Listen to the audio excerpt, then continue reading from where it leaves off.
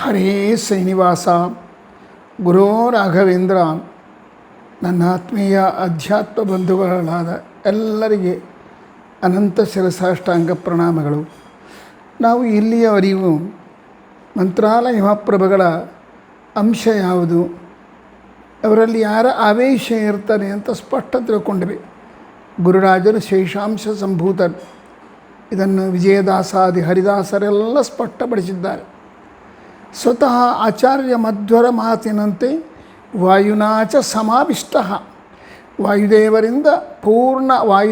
ಪೂರ್ಣ ಆವೇಶದಿಂದ ಕೂಡಿಕೊಂಡಿರತಕ್ಕಂಥವ್ರು, ಸದಾಕಾಲ ಪೂರ್ಣ ಆವೇಶದಿಂದ ಕೂಡಿಕೊಂಡಿರತಕ್ಕಂಥವ್ರು ರಾಘವೇಂದ್ರ ಸ್ವಾಮಿ. ಪ್ರಹ್ಲಾದರಾಜರು ಅಂದರೆ ಆ ಪ್ರಹ್ಲಾದರಾಜರ ಅವತಾರಗಳೆಲ್ಲ ಕೂಡ ಹಾಗೇ ಇರ್ತವೆ ಅಂತ ಸ್ಪಷ್ಟ. ಶೇಷಾಂಶರು ಎಂಬುದು ಸ್ಪಷ್ಟವಾಯಿತು. ವಾಯುದೇವರ ವಿಶೇಷ ಆವೇಶದಿಂದ ಯುಕ್ತವಾದವರು ಮಂತ್ರಾಲಯ ಮಹಾಪ್ರಭುಗಳಂತ ಗೊತ್ತಾಯಿತು. ಇನ್ನು ಅಪಣಾಚಾರ್ಯರ ಮಾತಿನಲ್ಲಿ ಅವರ ಅವತಾರಗಳೇನಾದರೂ ವ್ಯಕ್ತವಾಗಿವೆಯಾ? ಗುರುಸ್ತೋತ್ರ ಶ್ರೀ ಪೂರ್ಣಬೋಧ ಎಂಬ ಈ ಸ್ತೋತ್ರದಲ್ಲಿ ಅಪಣಾಚಾರ್ಯರು ಎಲ್ಲಿಯಾದರೂ, ಯಾಕಂದರೆ ಅವರು ಯಾವುದನ್ನು ಸ್ಪಷ್ಟವಾಗಿ ಹೇಳಿಲ್ಲ. ರಾಯರ ಶೇಷಾಂಶರು ಎಂಬುದನ್ನು ಕೂಡ ಧ್ವನ್ಯರ್ಥದಲ್ಲಿ ಹೇಳಿದ್ದಾರೆ, ಅದನ್ನು ನೋಡಿದ್ವಿ ನಾವು. ಇನ್ನು ರಾಯರಲ್ಲಿ ವಾಯುದೇವರ ಆವೇಶ ಅದ ಎಂಬುದಕ್ಕೂ ಸೂಚನೆ ಕೊಟ್ಟಿದ್ದಾರೆ. ನಂತರದಲ್ಲಿ ಅವರ ಅವತಾರಗಳು, ದಾಸರ ಮಾತುಗಳ ಪ್ರಕಾರ ಪ್ರಹ್ಲಾದ, ಲಕ್ಷ್ಮಣ, ಬಾಲ್ಮೀಕ, ವ್ಯಾಸನು, ಇಲ್ಲಿಗೆ ರಾಘವೇಂದ್ರ ಉಲ್ಲಾಸ ಪಡುವುದು. ಪ್ರಹ್ಲಾದನಾಗಿ, ತ್ರೇತಾಯುಗದಲ್ಲಿ ಲಕ್ಷ್ಮಣನಾಗಿ, ದ್ವಾಪರಯುಗದಲ್ಲಿ ಬಲಬಾಲ್ಮೀಕನಾಗಿ, ಕಲಿಯುಗದಲ್ಲಿ ವ್ಯಾಸರಾಜರಾಗಿ, ರಾಘವೇಂದ್ರರಾಗಿ ಅವತಾರ ಮಾಡಿದರು. ಇದನ್ನು ದಾಸರೆಲ್ಲರೂ ಮುಕ್ತ ಕಂಠದಿಂದ ಹೇಳಿದ್ದಾರೆ. ಇಂಥ ಅವತಾರಗಳಿಗೆ ಅಪಣಾಚಾರ್ಯರು ಎಲ್ಲಾದರೂ ಸೂಚನೆ ಕೊಟ್ಟಿದ್ದಾರೆ. ಅದು ಯಾವ ರೀತಿ ಕೊಟ್ಟಿದ್ದಾರೆ ಅದನ್ನು ಸ್ವಲ್ಪ ಇವತ್ತಿನಿಂದ ನೋಡ್ಲಿಕ್ಕೆ ಪ್ರಯತ್ನ ಮಾಡೋಣ. ಮಹಿತಾತ್ಮರಾದ ಅಪಣಾಚಾರ್ಯರು, ರಾಯರು ಪ್ರಹ್ಲಾದಾವತಾರಿಗಳು, ರಾಯರು ಲಕ್ಷ್ಮಣಾವತಾರಿಗಳು, ರಾಯರು ಬಲಬಾಲ್ಮೀಕಾವತಾರಿಗಳು, ವ್ಯಾಸರಾಜರ ಅವತಾರಿಗಳು ಎಂಬುದನ್ನು ಎಷ್ಟು ಸ್ಪಷ್ಟವಾಗಿ, ಅಂದರೆ ಧ್ವನ್ಯಾರ್ಥದಲ್ಲಿ ಎಷ್ಟು ಚೆಂದಾಗಿ ಹೇಳಿದ್ದಾರೆ ಅಂತಂದರೆ, ಅದು ರಾಯರ ಸ್ತೋತ್ರದ 3, 4, 5, 6ನೇ ಪದ್ಯಗಳಲ್ಲಿ ಇದನ್ನು ಸ್ಪಷ್ಟ ಮಾಡುತ್ತಾರೆ. ಪ್ರಹ್ಲಾದ ಅವತಾರದ ಬಗ್ಗೆ ಹಿಂದಿನ ಎಪಿಸೋಡ್ನಲ್ಲಿ ಯಾವ ಪದ್ಯದಿಂದ ಹೇಳಿದ್ದಾರೆ ಎಂಬುದು ಸ್ವಲ್ಪ ನೋಡಿದ್ದೀವಿ ವಿಹಂಗಮ ದೃಷ್ಟಿಯಿಂದ. ಶ್ರೀರಾಘವೇಂದ್ರ ಸಕಲ ಪ್ರದಾತಃ ಸ್ವಪಾದ ಕಂಜದ್ವಯ ಭಕ್ತಿ ಮಧ್ಯ ಅಘಾದ್ರಿ ಸಂಭೇದನ ದೃಷ್ಟಿ ವಜ್ರ ಕ್ಷಮಾಸುರೇಂದ್ರೋ ಅವತು ಮಾಂಸದಾಯಂ.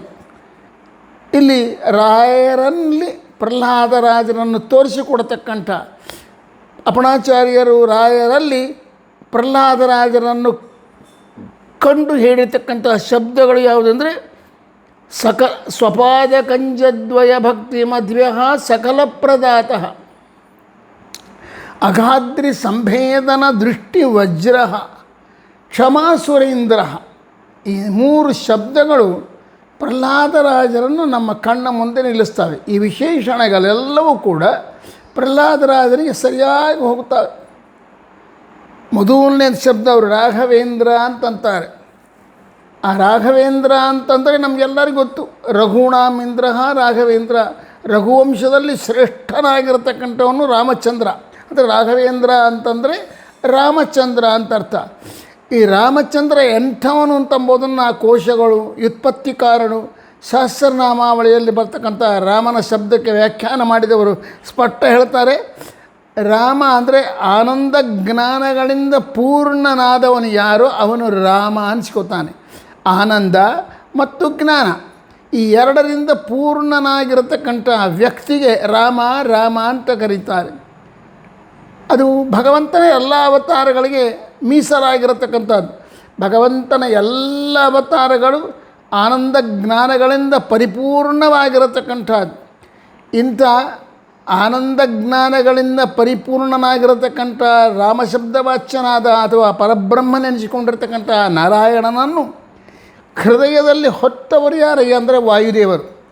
ಆ ವಾಯುದೇವರು ಕೂಡ ತಮ್ಮ ಯೋಗ್ಯತೆಗೆ ತಕ್ಕಂತೆ ಆ ಭಗವಂತನ ಅನುಗ್ರಹದಿಂದ ಆನಂದ ಜ್ಞಾನಗಳಿಂದ ಪೂರ್ಣರಾದವರು. ಇಂಥ ವಾಯುದೇವರನ್ನು, ಪರಬ್ರಹ್ಮನನ್ನು ಹೊತ್ತ ವಾಯುದೇವರನ್ನು ತಮ್ಮ ಹೃದಯದಲ್ಲಿ ತಮ್ಮೊಳಗೆ ನಿರಂತರ ಅಡಗಿಸಿಕೊಂಡಿರತಕ್ಕಂಥ ರಾಘವೇಂದ್ರ ಸ್ವಾಮಿಗಳು ಅಂದರೆ ಪ್ರಹ್ಲಾದರಾಜರು ಎಂಥವರಿದ್ದಾರೆ, ಅವರು ತಮ್ಮ ಯೋಗ್ಯತೆಗೆ ತಕ್ಕಂತೆ ಜ್ಞಾನ ಆನಂದ ಜ್ಞಾನಗಳಿಂದ ಪೂರ್ಣರಾದವರು. ಆದ ಕಾರಣ ರಾಘವೇಂದ್ರ ಎಂಬ ಶಬ್ದ ಒಂದು ರೀತಿಯಿಂದ ಭಗವಂತನಿಗೆ ಪ್ರಧಾನವಾಗಿ ವಾಚಕವಾದರೆ, ಅದೇ ಶಬ್ದ ಎರಡನೇ ರೀತಿಯಿಂದ ವಾಯುದೇವರನ್ನು ಸೂಚನೆ ಮಾಡ್ತಾರೆ. ಅದೇ ಶಬ್ದ ಪ್ರಹ್ಲಾದರಾಜರಿಗೂ ಸೂಚಕವಾಗಿದೆ. ಅಂದರೆ ಪ್ರಹ್ಲಾದರಾಜರು ಆನಂದ ಜ್ಞಾನಗಳಿಂದ ಕೂಡಿದವರು ಅಂತ ಹೇಗೆ ಹೇಳ್ತಾರೆ? ಅವರ ಚರಿತ್ರೆ ನೋಡಿದಾಗ ನಮಗೆ ಗೊತ್ತಾಯ್ತು ಅವರು ಎಷ್ಟು ಆನಂದದಲ್ಲಿದ್ದರು, ಅವರು ಎಷ್ಟು ಜ್ಞಾನಿಗಳಾಗಿದ್ದರು. ನಿಜವಾಗಿ ಅದ್ಭುತವಾದ ಚಿತ್ರೀಕರಣ. ಪ್ರಹ್ಲಾದರಾಜರ ಬಗ್ಗೆ ವೇದವ್ಯಾಸದೇವರು ನೀಡಿದ ಸಂದೇಶ, ಆ ಪ್ರಹ್ಲಾದರಾಜರನ್ನು ಚಿತ್ರಿಸಿದ ಪದ್ಧತಿ ನೋಡಿದಾಗ ರಾಯರು ಒಂದು ರೀತಿ ಪ್ರಹ್ಲಾದರಾಜರು ಎಂಥವರಾಗಿದ್ದರು ಅಂತಂದರೆ ಪೂರ್ಣ ಆನಂದ, ಪೂರ್ಣ ಅವರ ಯೋಗ್ಯತೆಗೆ ತಕ್ಕಂತೆ ಮತ್ತು ಭಗವಂತನ ಜ್ಞಾನ, ಭಗವಂತನ ಆನಂದ, ವಾಯುದೇವರಲ್ಲಿರ್ತಕ್ಕಂಥ ಆನಂದ ಜ್ಞಾನಗಳು ರಾಯರಲ್ಲವ ಅಂತ ನಾವು ಎಂದೆಂದಿಗೂ ಚಿಂತನೆ ಮಾಡೋದು, ಸ್ವಪ್ನದಲ್ಲಿ ಚಿಂತನೆ ಮಾಡಬಾರ್ದು. ಪ್ರಹ್ಲಾದರಾಜರ ಯೋಗ್ಯತೆ ಏನಿತ್ತು, ಯಾಕಂದ್ರೆ ಅವರು ಶೇಷಾವತಾರಿಗಳಾದ ಕಾರಣ ಶೇಷದೇವರಿಗೆ ಭಗವಂತ ಎಷ್ಟು ಆನಂದ ಕೊಡಬೇಕು ಅಂತಿರ್ತದೋ, ಎಷ್ಟು ಜ್ಞಾನವನ್ನು ಅವರು ಎಲ್ಲಿ ಇಡಬೇಕು ಅಂದ್ಕೊಂಡಿರ್ತದೋ ಅಷ್ಟು ಆನಂದ ಜ್ಞಾನಗಳಿಂದ ಕೂಡಿದವರು ಪ್ರಹ್ಲಾದರಾಜರು. ನಮಗೆ ಚರಿತ್ರೆ ನೋಡಿದ್ರೆ ಗೊತ್ತಾಗ್ತದೆ. ಅವರು ಇದ್ದಿದ್ದು ದೈತ್ಯರ ಸಾಮ್ರಾಜ್ಯದಲ್ಲಿ, ಎಲ್ಲ ದೈತ್ಯರೇ, ಹಿಂದೆ ಮುಂದೆ ಒಳಗೆ ಹೊರಗೆ ಎಲ್ಲಿ ಹೋದರೂ ಪ್ರಹ್ಲಾದರಾಜರಿಗೆ ಕಾಣಿಸುವವರು ಯಾರಂದ್ರೆ ದೈತ್ಯರು, ದೈತ್ಯ ಸ್ತ್ರೀಯರು. ಅವರಪ್ಪ ದೈತ್ಯ, ಬಹಳ ಕೆಟ್ಟ ಹರಿದ್ವೇಷಿಯಾಗಿ ಬಾಳಿದವನು, ಅವನ ಭೃತ್ಯರೆಲ್ಲ ಆ ರೀತಿಯಾಗಿ ಇದ್ದವರು. ಆದರೆ ಅವರ ಮಧ್ಯದಲ್ಲಿ ಎಷ್ಟು ಹಿಂಸೆ ಕೊಟ್ಟಿದ್ದರು ಪ್ರಹ್ಲಾದರಾಜನಿಗೆ ಹಿರಣ್ಯಕಶ್ಯಪ ಅಂದರೆ, ಅವನ ಬಾಯಿಂದ ಹರಿ ಶಬ್ದ ಬರಬಾರ್ದು ಎಂಬುದಕ್ಕೋಸ್ಕರ, ನಾನೇ ಸರ್ವೋತ್ತಮ ಅಂತ ಹೇಳು ಅನ್ನುವುದಕ್ಕೋಸ್ಕರ, ನಾರಾಯಣನ ಮರಿ ಅಂತ ಹೇಳುವುದಕ್ಕೋಸ್ಕರ ವಿಚಿತ್ರವಾಗಿರತಕ್ಕಂಥ ದುಃಖಗಳನ್ನು ಕೊಟ್ಟ, ವಿಚಿತ್ರವಾದ ಹಿಂಸೆಗಳನ್ನು ಕೊಟ್ಟ. ಆದರೆ ಯಾವ ಹಿಂಸೆಯಲ್ಲೂ ಕೂಡ ಪ್ರಹ್ಲಾದರಾಜರು ದುಃಖಕ್ಕೊಳಗಾಗಲಿಲ್ಲ. ಏನಾಗ್ತದೋ ಭಯಕ್ಕೊಳಗಾಗಲಿಲ್ಲ, ದುಃಖಕ್ಕೊಳಗಾಗಲಿಲ್ಲ, ಆನಂದವಾಗಿದ್ದರು. ಅದನ್ನು ದಾಸರ ಮಾತಿನಲ್ಲಿ ಹೇಳಬೇಕಾದ್ರೆ, ನಾವು ಕೊಂದು ಬಿಡ್ತೀವಿ ನಿನ್ನನ್ನು ಅಂತ ದೈತ್ಯರಂತಾಗ, ಶತ್ರು ಮಿತ್ರು ದಾಸೀನಾರು ಆರಯ್ಯ ವೃತ್ರಾಗ ನನುಜ ನವರೋಳು ಕೋಲೆ, ವೃತ್ರಾಗ ನನುಜ ನವರೋಳು ಇರುತ್ತೀರೆ, ಶತ್ರು ಎನ್ನೇನು ಮಾಡ್ಯಾನು ಕೋಲೆ, ಕರಿಗಳು ಎನ್ನ ಮೇಲೆ ತುಡಿದಾಡಲೇನು ಭಯ, ಕರಿರಾಜ ವರದ ಯನ ಮಿತ್ರ ಕೋಲೆ, ಗಿರಿಯಿಂದ ಧರೆಗೆ ಉರುಳಿಸಲ್ಲವರನ್ನೇ, ಗಿರಿಧರೆಯೊಳಗೆ ಹರಿಯುಂಟು ಸ್ವಾಮಿ, ಹರಿಯುಂಟು ಕೋಲೆ. ಎಷ್ಟು ಅದ್ಭುತ! ನನಗೆ ಶತ್ರುಗಳು ಯಾರಿಲ್ಲ, ನನಗೆ ಮಿತ್ರರು ಯಾರಿಲ್ಲ, ಎಲ್ಲ ಅವನೇ. ಅವನು ಎಲ್ಲ ಶತ್ರುಗಳನ್ನು ಮಾಡುವವನು ಅವನೇ, ಮಿತ್ರರನ್ನಾಗಿ ಮಾಡುವವನು ಅವನೇ, ಭೃತ್ಯರನ್ನಾಗಿ ಮಾಡುವವನು ಅವನೇ. ಅವನಿಂದಲೇ ಶತ್ರುತ್ವ, ಅವನಿಂದಲೇ ಮಿತ್ರತ್ವ, ಅವನಿಂದಲೇ ಉದಾಸೀನತ್ವ ಎಲ್ಲ ಬರ್ತದೆ. ಅದು ಕಾರಣ ನಿಮ್ಮಿಂದ ನನಗೇನು ಆಪತ್ತು ಬರ್ತದೆ ಅಂತ ನಾನು ಚಿಂತನೆ ಮಾಡ್ತಾ ಇಲ್ಲ. ಅದಕ್ಕೆ ನೀವು ನನಗೇನು ಹಿಂಸೆ ಕೊಡಬೇಕು ಅಂತ ಹೇಳಿದ್ದ ನಿಮ್ಮಪ್ಪ, ನಿಮ್ಮ ರಾಜ ಹೇಳಿದ್ದಾನೋ ಅದನ್ನು ಕೊಡ್ರಿ ಅಂತ ಆನಂದದಿಂದ ಸ್ವೀಕಾರ.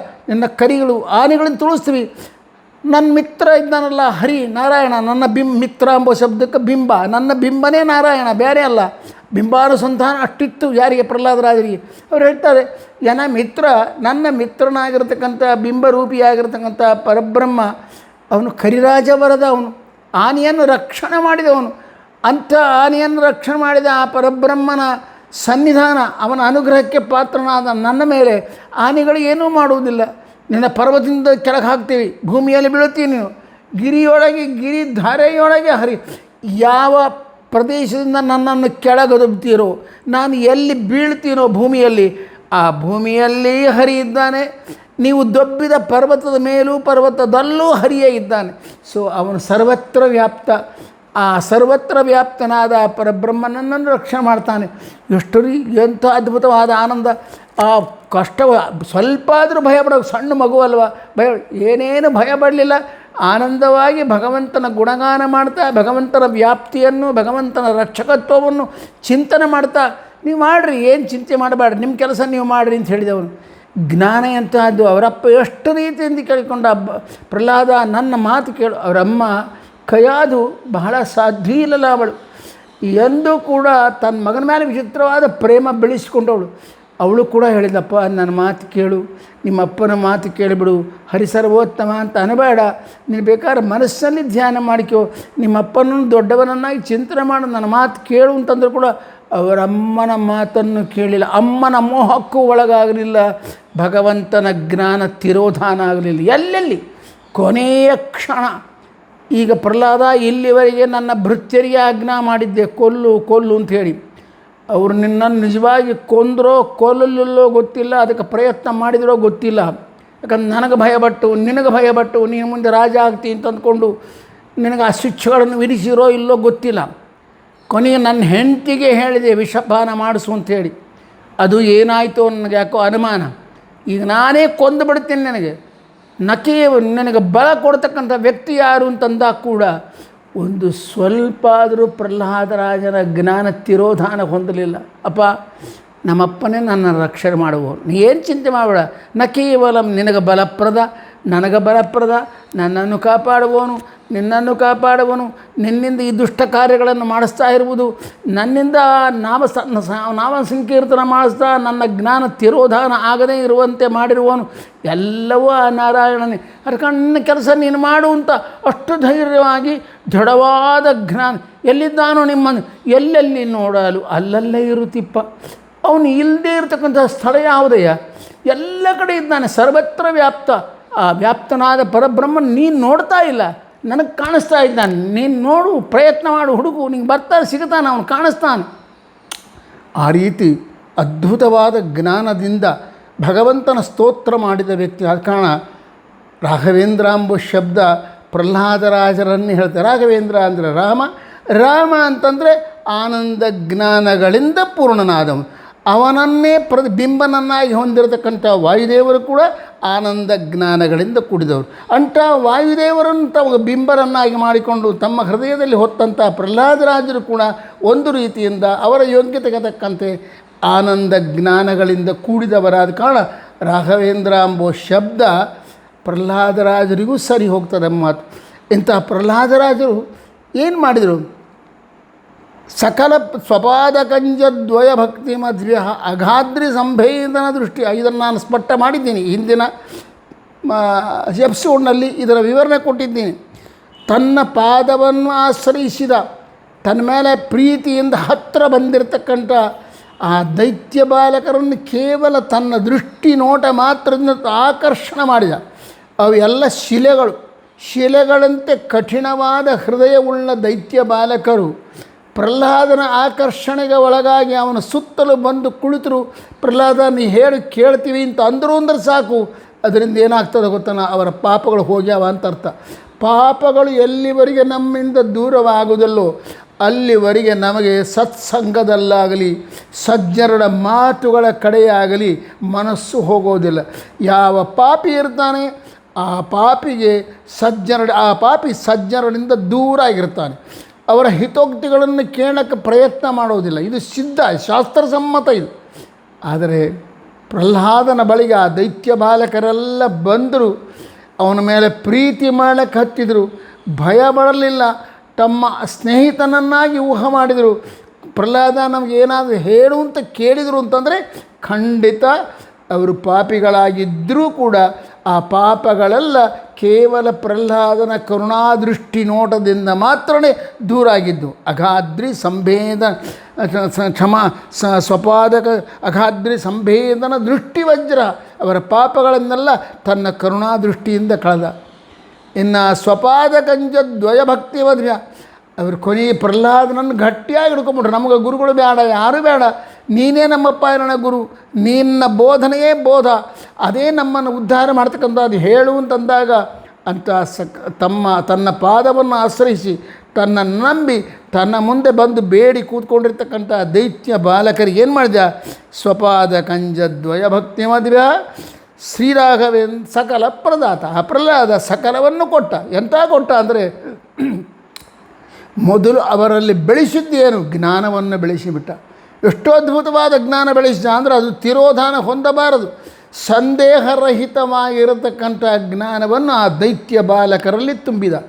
ಯಾವಾಗ ಅಂಥ ದೃಢವಾದ ಜ್ಞಾನ ಆ ದೈತ್ಯ ಬಾಲಕರಿಗೆ ಅವರವರ ಯೋಗ್ಯತೆಗೆ ತಕ್ಕಂತೆ ಬಂದು ಕೂಡಲೇ ಆಟೋಮೆಟಿಕ್ಕಾಗಿ ಆ ಭಗವಂತ ಅಂದರೆ ಪ್ರಹ್ಲಾದ ಯಾವ ಭಗವಂತನನ್ನು ಉಪಾಸನೆ ಮಾಡ್ತಿದ್ನೋ ಆ ಭಗವಂತನಲ್ಲಿ ಇವರೆಲ್ಲರಿಗೆ ಪ್ರೀತಿ ಬೆಳೀತು, ಭಕ್ತಿ ವಿಜೃಂಭಿತವಾಯಿತು. ಯಾವಾಗ ಜ್ಞಾನ ಭಕ್ತಿಗಳು ಬಂದು ಕೂಡಲೇ ಅವರಿಗೆ ಈಗಲೇ ಮೋಕ್ಷ ಆಗಿಲ್ಲ, ಆದರೆ ಮೋಕ್ಷ ತಥ್ಯ, ಕಟ್ಟಿಟ್ಟ ಬುತ್ತಿ. ಬೇರೆ ಯಾವತರಿಂದ ಏನು ಬರ್ತದೋ, ಸುಖ ಬರ್ತದೋ ಇಲ್ಲೋ ಗೊತ್ತಿಲ್ಲ, ಹೊರತಾಗಿ ಭಗವಂತನ ಜ್ಞಾನ, ಭಗವಂತನ ಭಕ್ತಿ ದೃಢವಾಗಿ ಬಂತು ಒಂದು ವ್ಯಕ್ತಿಗೆ ಅಂದರೆ ಅವನಿಗೆ ಈ ಜನ್ಮ ಅಲ್ಲ, ಇನ್ನೊಂದು ಜನ್ಮ ಅಲ್ಲ, 1000 ಜನ್ಮ ಆಗಲಿ, ಎಷ್ಟೋ ಜನ್ಮಗಳಾಗಲಿ, ಕೊನೆಗೆ ಅವನು ಮೋಕ್ಷ ಹೊಂದೇ ತೀರ್ತಾನೆ. ಇದರಲ್ಲಿ ಏನೇನು ಸಂದೇಹ ಬಡಬೇಕಾಗಿಲ್ಲ. ಸ್ವಪಾದ ಕಂಜದ್ವಯ ಭಕ್ತಿ ಮಧ್ವ್ಯ ಸಕಲ ಪ್ರದಾತ, ಎಲ್ಲವನ್ನೂ ಕೊಟ್ಟಿರ್ತಕ್ಕಂಥ ಪುಣ್ಯಾತ್ಮರು ಪ್ರಹ್ಲಾದರಾಜರು ಈ ಪದ್ಯದಿಂದ ಸ್ಪಷ್ಟ ಮಾಡ್ತಾರೆ. ಇದು ಎಲ್ಲದಕ್ಕಿಂತಲೂ ಕೊನೆ ಶಬ್ದ ಅದು ನೋಡ್ರಿ, 3ನೇ ವಿಶೇಷಣ. ಕ್ಷಮಾಸುರೇಂದ್ರರು ಅವತ್ತು ಕ್ಷಮಾಸುರೇಂದ್ರರು ಪ್ರಹ್ಲಾದರು. ಕ್ಷಮಾಸುರೇಂದ್ರ ಎಂಬುದು ಅರ್ಥ ಸಾಮಾನ್ಯವಾಗಿ ನಮಗೆ ಟಕ್ಕಂತ ಗೊತ್ತಾಗುತ್ತೆ. ಕ್ಷಮಾಸುರರು ಅಂತಂದರೆ, ಕ್ಷಮ ಅಂದರೆ ಭೂಮಿಗೆ ಸುರರು ಅಂದರೆ ಭೂಮಿಯಲ್ಲಿ ಸುರರು ಯಾರು ಅಂದರೆ ಬ್ರಾಹ್ಮಣರು. ಆ ಬ್ರಾಹ್ಮಣರಲ್ಲಿ ಶ್ರೇಷ್ಠರಾದವರು ಅಂತ ಅರ್ಥ ಬರ್ತದೆ. ಕ್ಷಮಾ ಸುರೇಂದ್ರ, ಕ್ಷಮಾಸುರರು ಬ್ರಾಹ್ಮಣರು, ಅವರಲ್ಲಿ ಇಂದ್ರ ಶ್ರೇಷ್ಠರಾಗಿರತಕ್ಕಂಥವರು ರಾಘವೇಂದ್ರ ಸ್ವಾಮಿಗಳು ಅಂತ ಮೇಲಿನ ಅರ್ಥ. ಆದರೆ ಇದಕ್ಕೆ ಹಾಗೆ ಅರ್ಥ ಮಾಡಬಾರ್ದು. ಕ್ಷಮ ಎಂಬ ಶಬ್ದಕ್ಕೆ ಕೋಶದ ರೀತಿಯ ಕ್ಷಮ ಅಂದರೆ ಸಹನೆ, ತಾಳ್ಮೆ ಇತ್ಯಾದಿ ಅರ್ಥಗಳವೆ. ಅಂದರೆ ಸಹನೆ, ಬಹಳ ಸಹನ ಮಾಡೋದು.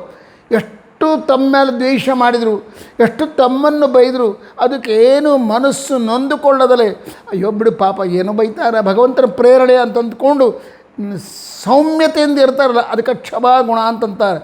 ಅಂಥ ಕ್ಷಮೆಯಲ್ಲಿ ಸುರರಿಗಿಂತಲೂ ಶ್ರೇಷ್ಠನಾದವರು, ಕ್ಷಮಾ ಗುಣವುಳ್ಳವರು ಸುರರು, ದೇವತೆಗಳು.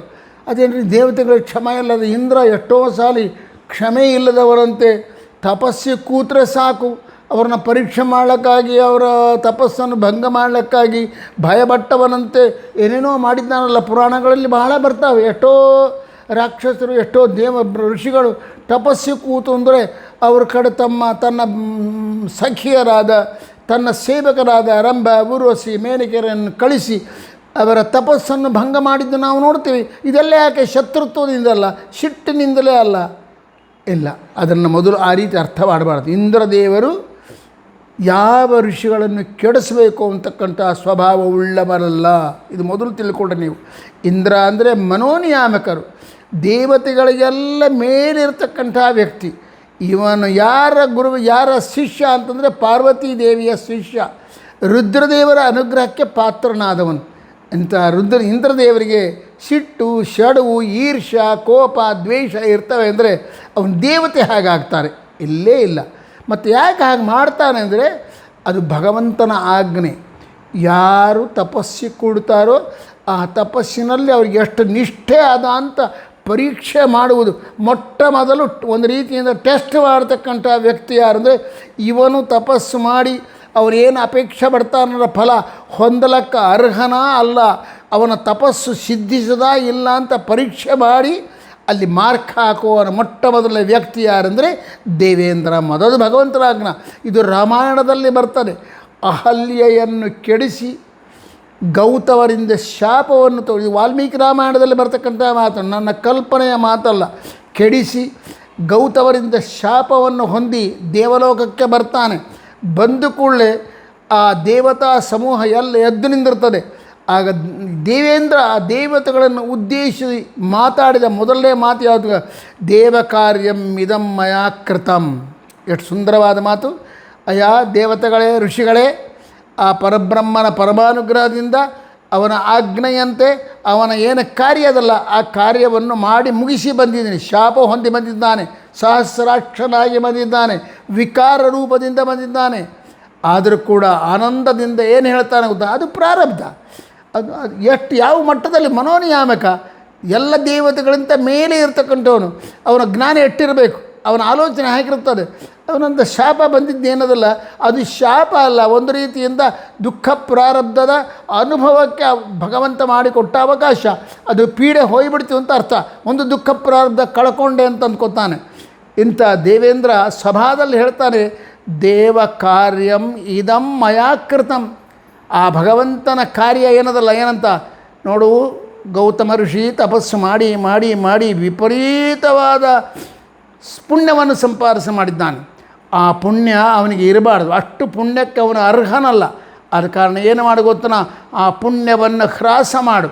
ಆ ಹ್ರಾಸ ಹೇಗೆ ಮಾಡ್ತೀಯೋ ನಾನು ಪ್ರೇರಣೆ ಮಾಡ್ತೀನಿ, ಆ ಪ್ರಕಾರ ಮಾಡು ಅಂತಂದರೆ ಅದೇ ಪ್ರಕಾರ ಇಂದ್ರನ ವೇಷದಲ್ಲಿ ಹೋಗಿ, ಗೌತಮರ ವೇಷದಲ್ಲಿ ಹೋಗಿ ಅಹಲ್ಯೆಯ ಮನಸ್ಸನ್ನು ಅಪಹಾರ ಮಾಡಿ ಅವಳನ್ನು ಕೆಡಿಸಿ ಬಂದ. ಸೊ ಇದು ಭಗವಂತನ ಆಜ್ಞೆ, ಇದು ಅವನ ಸೇವೆ ಎನ್ನುವ ರೂಪದಲ್ಲಿ ಮಾಡಿದ. ಆದ ಕಾರಣ ಜ್ಞಾನಿಗಳು ಏನೇನು ಮಾಡ್ತಾರೆ ಅವೆಲ್ಲವೂ ಕೂಡ ಒಂದು ರೀತಿಯಿಂದ ಭಗವಂತನ ಆಜ್ಞೆ ಇರ್ತದೆ, ಭಗವಂತನ ಸೇವೆಯಾಗಿರ್ತಾರೆ. ಮುಂದೆ ಈ ಕ್ಷಮಾಸುರೇಂದ್ರ ಅಂತಕ್ಕಂಥ ಅದಕ್ಕೆ ಇನ್ನೇನು ಅಪೂರ್ವವಾದ ಅರ್ಥ ಇದೆ, ಅದು ಪ್ರಹ್ಲಾದರಾಜನಲ್ಲಿ ಹಾಗೆ ಸಮನ್ವಯ ಆಗ್ತದೆ. ನಾಳೆ ನೋಡೋಣ ಅಂತ ಹೇಳ್ತಾ, ಹರೇ ಶ್ರೀನಿವಾಸ ಗುರೋ ರಾಘವೇಂದ್ರ.